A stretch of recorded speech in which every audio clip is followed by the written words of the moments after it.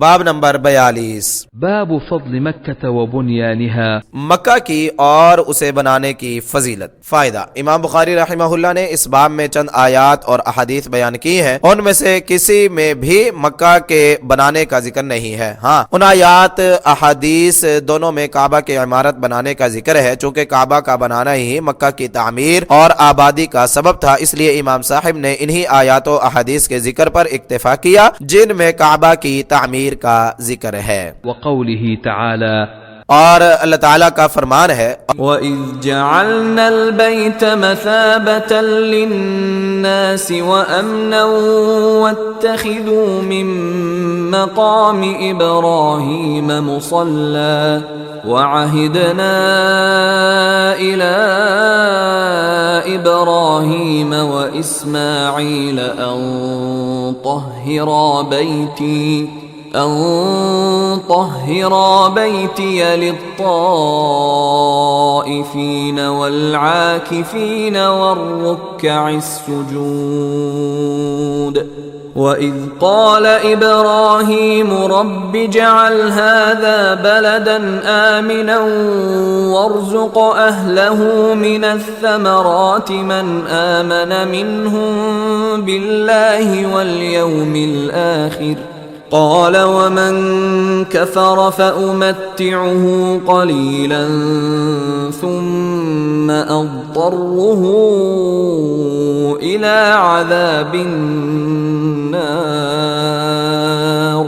وبئس المصير وَإِذْ يَرْفَعُ إِبْرَاهِيمُ الْقَوَاعِدَ مِنَ الْبَيْتِ وَإِسْمَاعِيلُ رَبَّنَا تَقَبَّلْ مِنَّا إِنَّكَ أَنْتَ السَّمِيعُ الْعَلِيمُ رَبَّنَا وَاجْعَلْنَا مُسْلِمَيْنِ لَكَ وَمِنْ ذُرِّيَّتِنَا أُمَّةً مُسْلِمَةً لَكَ وَأَرِنَا مَنَاسِكَنَا وَتُبْ عَلَيْنَا إِنَّكَ أَنْتَ التَّوَّابُ الرَّحِيمُ۔ اور جب ہم نے اس گھر کو لوگوں کے لیے لوٹ کر آنے کی جگہ اور سراسر امن بنایا، اور تم ابراہیم کی جائے قیام کو نماز کی جگہ بنا، اور ہم نے ابراہیم اور اسماعیل کو تاکیدی حکم دیا کہ تم دونوں میرے گھر کو طواف کرنے والوں اور اعتکاف کرنے والوں اور رکوع کرنے والوں اور سجدہ کرنے والوں کے لیے پاک صاف رکھو۔ اور جب ابراہیم نے کہا اے میرے رب، اس جگہ کو ایک امن والا شہر بنا دے اور اس کے رہنے والوں کو پھلوں سے رزق دے جو ان میں سے اللہ اور یوم آخرت پر ایمان لائے، فرمایا اور جس نے کفر کیا تو میں اسے بھی تھوڑا سا فائدہ دوں گا، پھر اسے آگ کے عذاب کی طرف بے بس کروں گا اور وہ لوٹنے کی بری جگہ ہے۔ اور جب ابراہیم اس گھر کی بنیادیں اٹھا رہا تھا اور اسماعیل بھی، یعنی اور دونوں دعا کر رہے تھے، اے ہمارے رب ہم سے قبول فرما، بے شک تو ہی سب کچھ سننے والا سب کچھ جاننے والا ہے۔ اے ہمارے رب، اور ہمیں اپنے لیے فرما بردار بنا، اور ہماری اولاد میں سے بھی ایک امت اپنے لیے فرما بردار بنا، اور ہمیں ہمارے عبادت کے طریقے دکھا اور ہماری توبہ قبول فرما، بے شک تو ہی نہایت توبہ قبول کرنے والا نہایت رحم والا ہے۔ سورہ بقرہ آیت نمبر 125 تا 128۔ فوائد: نمبر 1، القواعد کا معنی ہے بنیادیں۔ بعض حضرات کا کہنا ہے کہ کعبہ کی تعمیر سب سے پہلے ابراہیم علیہ السلام نے کی، مگر قرآن مجید کے ارشاد ان اول بیت وضع للناس للذی ببکہ، بے شک پہلا گھر جو لوگوں کے لیے مقرر کیا گیا یقیناً وہی ہے جو بکہ میں ہے۔ سورہ آل عمران آیت نمبر 96۔ اس سے ظاہر ہے کہ بیت اللہ ابراہیم علیہ السلام سے بہت پہلے تعمیر ہو چکا تھا، کیونکہ زمین پر ابراہیم علیہ السلام سے بہت پہلے آدم علیہ السلام اور دوسرے انبیاء و رسل علیہم السلام اللہ کی عبادت کرتے چلے آئے تھے۔ اب اللہ تعالیٰ بہتر جانتا ہے کہ زمین پر سب سے پہلے آدم علیہ السلام نے کعبہ کی تعمیر کی یا فرشتوں نے، مگر جب ابراہیم علیہ السلام نے کعبہ کی تعمیر کی تو اس وقت کعبہ کی بنیادیں موجود تھی۔ آیت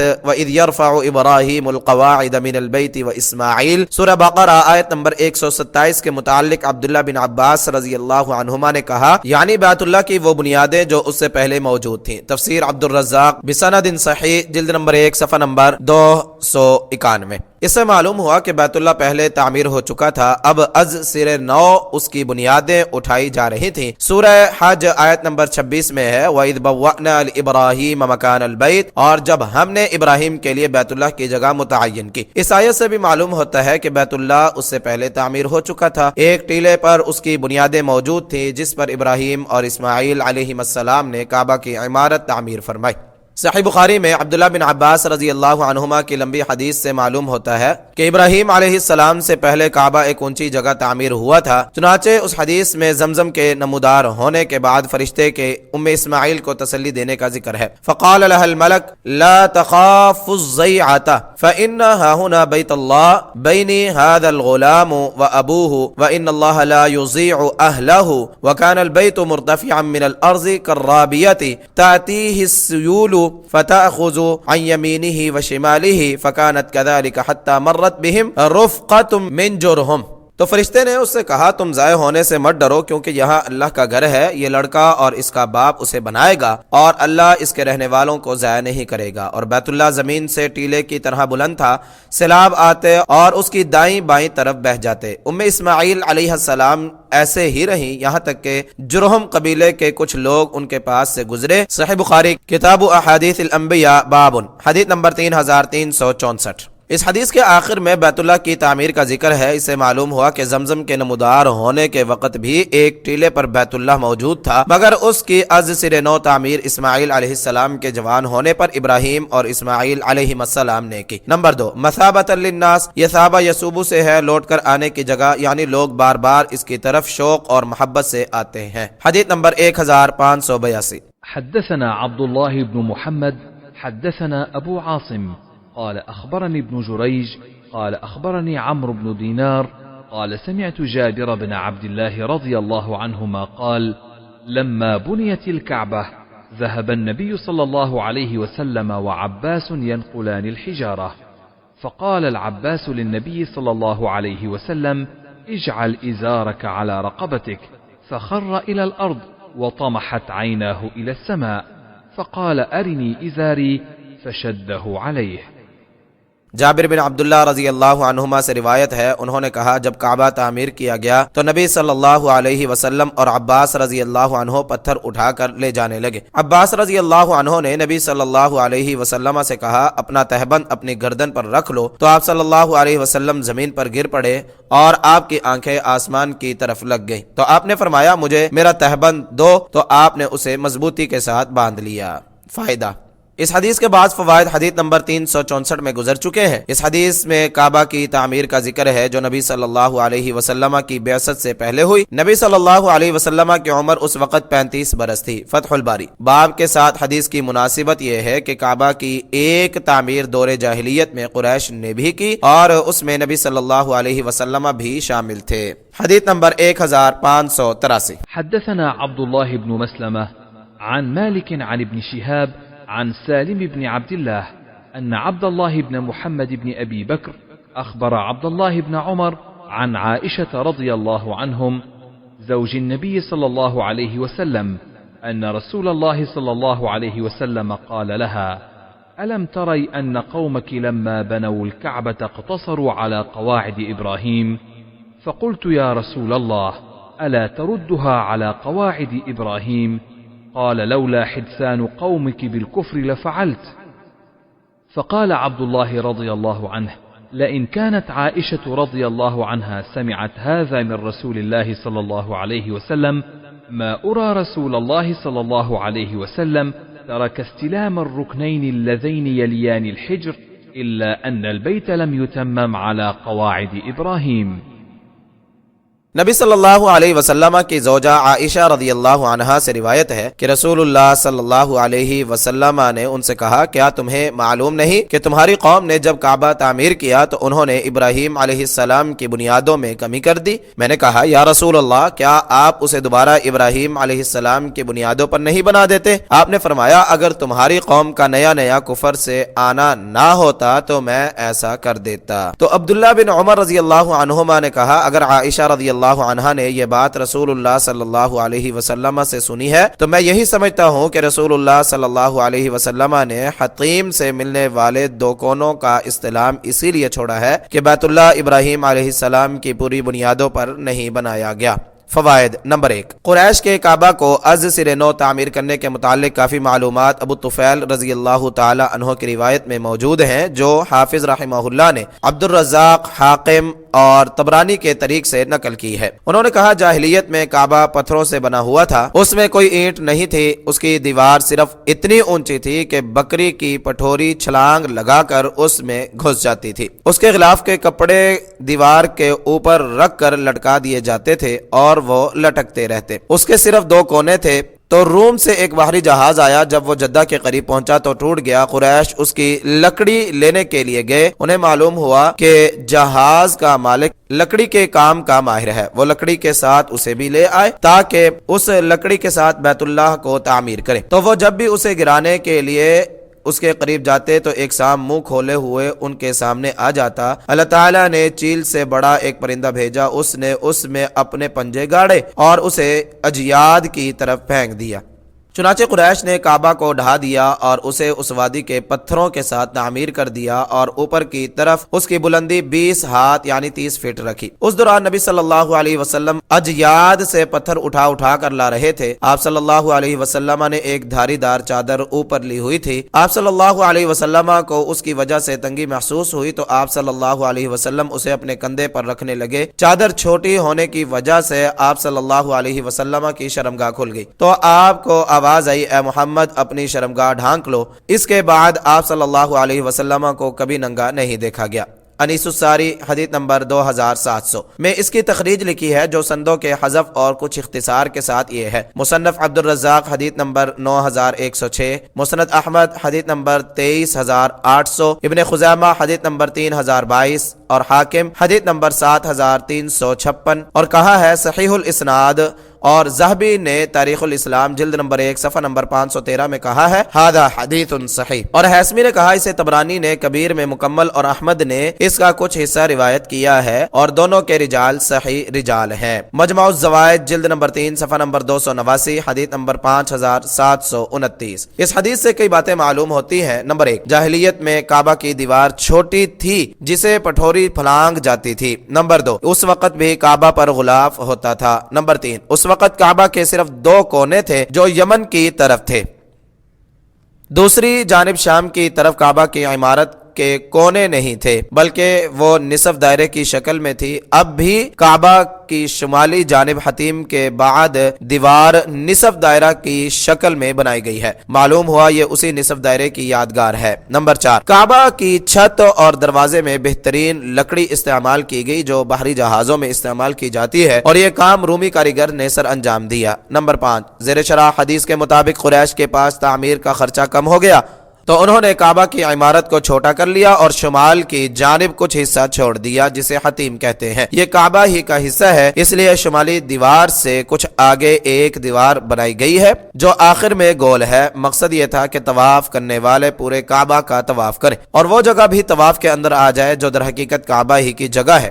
نمبر 6، کعبہ میں اسی وادی کے پتھر استعمال کیے گئے، کہیں دور دراز سے یا آسمان سے نہیں لائے گئے، البتہ حجر اسود کے جنت سے آنے کی روایت صحیح ہو تو وہ اس سے مستثنا ہے۔ نمبر 7، نبوت سے پہلے بھی رسول اللہ صلی اللہ علیہ وسلم ہر اجتماعی کام میں خصوصاً کعبہ کی تعمیر میں حصہ لیتے تھے۔ نمبر 8، نبوت سے پہلے بھی اللہ تعالیٰ کی طرف سے ہر نامناسب بات سے رسول اللہ صلی اللہ علیہ وسلم کی حفاظت کی گئی اور تمام مکارم اخلاق آپ کو عطا کیے گئے۔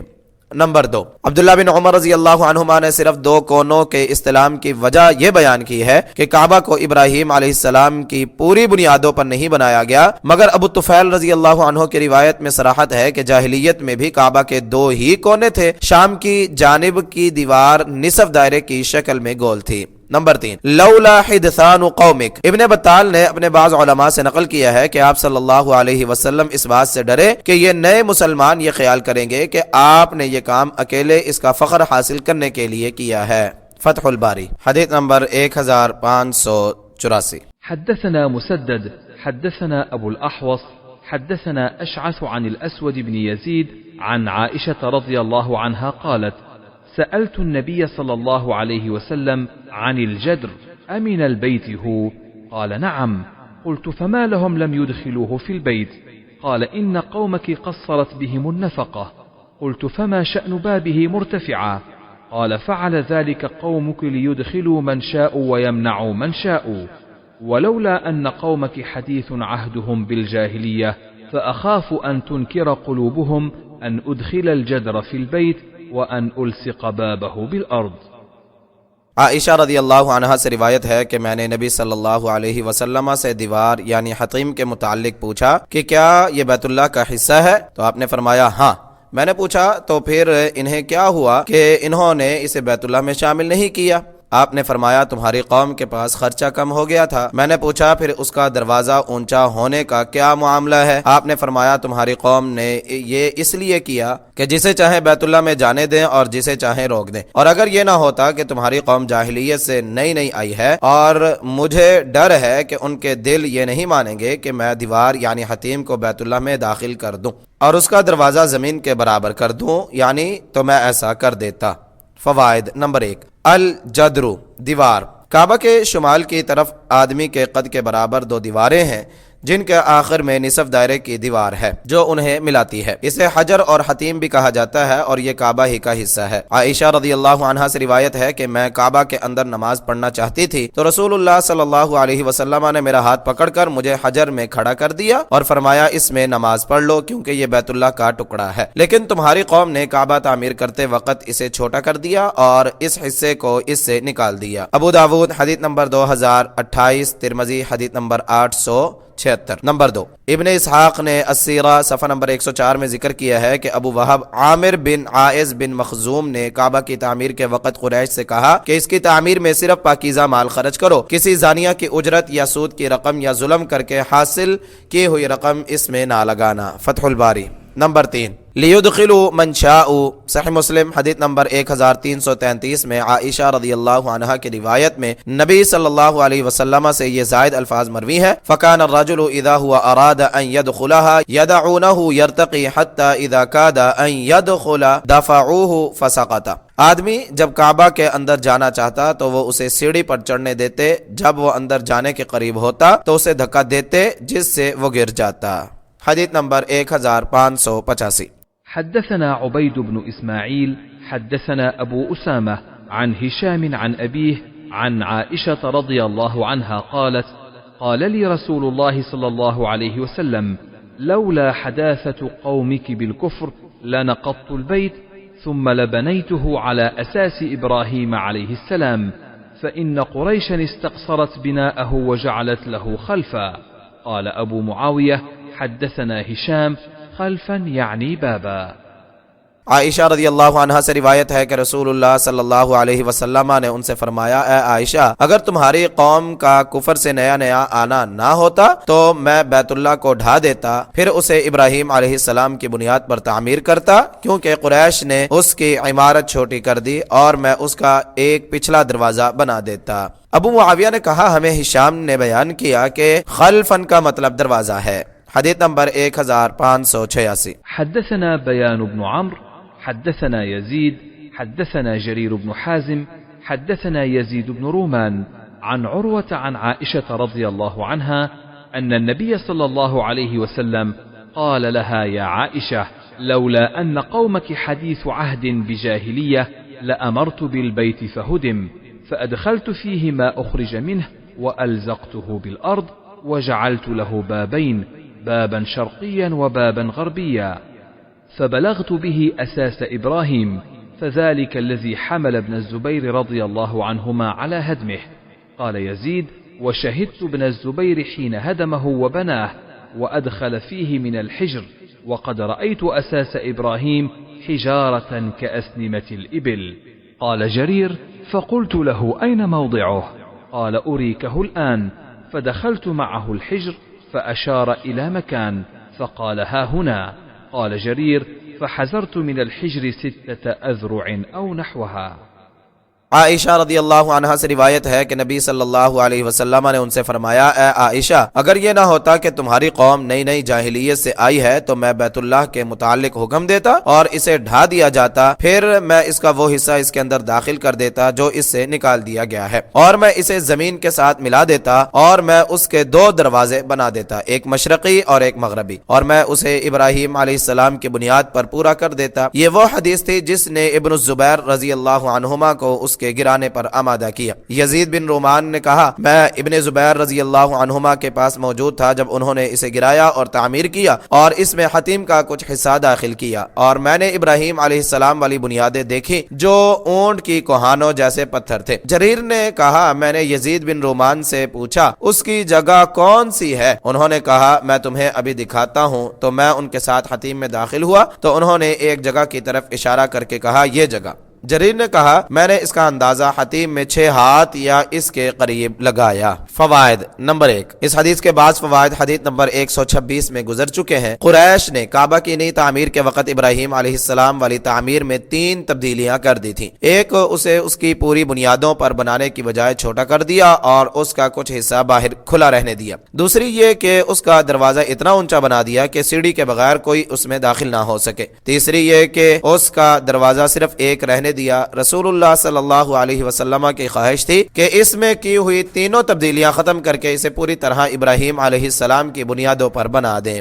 نمبر 2، قال یزید وشہدت ابن الزبیر حین ہدمہ وبناہ۔ صحیح بخاری میں یزید بن رومان نے اسے اسی طرح مختصر ذکر کیا ہے۔ مسلم نے ابن ابی سلیمان کے طریق سے عطا سے روایت کی ہے، انہوں نے کہا، یزید بن معاویہ کے زمانے میں جب اہل شام نے مکہ پر حملہ کیا اور بیت اللہ جل گیا اور اس کا معاملہ جو ہوا سو ہوا، ابن زبیر رضی اللہ عنہما نے حج کے موقع پر حاجیوں کی آمد تک اسے اسی طرح رہنے دیا۔ وہ لوگوں کو اہل شام کے خلاف لڑنے کے لیے تیار کرنا چاہتے تھے۔ جب حاجی واپس چلے گئے تو انہوں نے کہا، لوگو مجھے کعبہ کے بارے میں مشورہ دو، میں اسے گرا کر نئے سرے سے تعمیر کروں یا اس کے جو حصے کمزور ہو گئے ہیں انہیں درست کر دوں۔ عبداللہ بن عباس رضی اللہ عنہما نے کہا، میری رائے یہ ہے کہ آپ اس کے ان حصوں کو درست کر دیں جو کمزور ہو گئے ہیں اور بیت اللہ کو اسی حال پر رہنے دیں جس پر لوگ مسلمان ہوئے، اور انہی پتھروں پر رہنے دیں جن پر لوگ اسلام لائے اور جن پر نبی صلی اللہ علیہ وسلم مبعوث ہوئے۔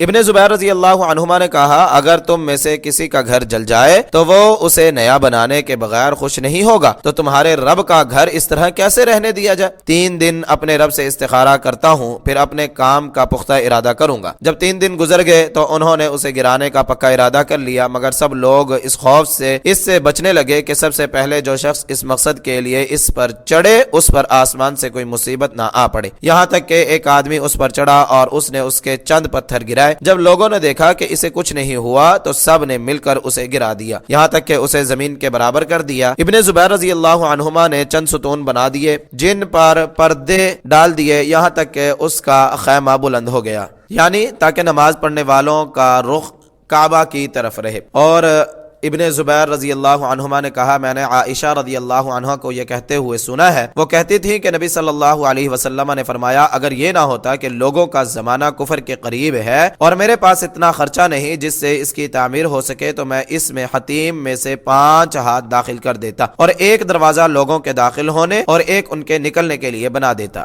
ابن زبیر رضی اللہ عنہما نے کہا، تو آج میرے پاس اس کا خرچہ موجود ہے اور مجھے کسی کا ڈر بھی نہیں۔ عطا نے کہا، تو انہوں نے حتیم میں سے 5 ہاتھ اس میں بڑھا دیے، یہاں تک کہ انہوں نے ایک بنیاد نکالی جسے لوگوں نے دیکھا اور اس پر عمارت کی بنیاد رکھی، اور کعبہ کا طول 18 ہاتھ تھا۔ جب انہوں نے اس میں اضافہ کیا تو اسے کم سمجھا تو اس کے طول میں 10 ہاتھ کا اضافہ کر دیا اور اس کے 2 دروازے بنا دیے، ایک داخل ہونے کا اور ایک نکلنے کا۔ صحیح مسلم باب نقض الکعبۃ وبنائها، حدیث نمبر 1333۔ نمبر 3، امام بخاری رحمہ اللہ نے ابن زبیر رضی اللہ عنہما کے قتل کے بعد کعبہ کے معاملے کا ذکر نہیں کیا۔ صحیح مسلم کی مندرجہ بالا حدیث نمبر 1333 کا آخری حصہ یہ ہے کہ جب عبداللہ بن زبیر رضی اللہ عنہما کو قتل کر دیا گیا تو حجاج، یعنی جس نے عبداللہ بن زبیر رضی اللہ عنہما کو قتل کیا تھا، اس نے عبد الملک بن مروان یعنی اس وقت کے خلیفہ کو خط لکھا جس میں انہیں اس سارے واقعہ کی اطلاع دی اور یہ بھی لکھا کہ ابن زبیر رضی اللہ عنہما نے کعبہ کی عمارت اس بنیاد پر تعمیر کی ہے جسے اہل مکہ کے عادل لوگوں نے دیکھا ہے۔ تو عبد الملک نے اس کی طرف خط لکھا کہ ہمارا ابن زبیر رضی اللہ عنہما کی ملاوٹ سے کوئی تعلق نہیں، اس نے کعبہ کے طول میں جو اضافہ کیا ہے اسے باقی رکھو، مگر حتیم میں سے جو حصہ اس میں شامل کیا ہے اسے اس کی پہلی صورت پر دوبارہ بنا دو، اور اس نے جو دروازہ کھولا ہے اسے بند کر دو۔ چنانچہ حجاج نے اسے گرا کر پہلی صورت پر بنا دیا۔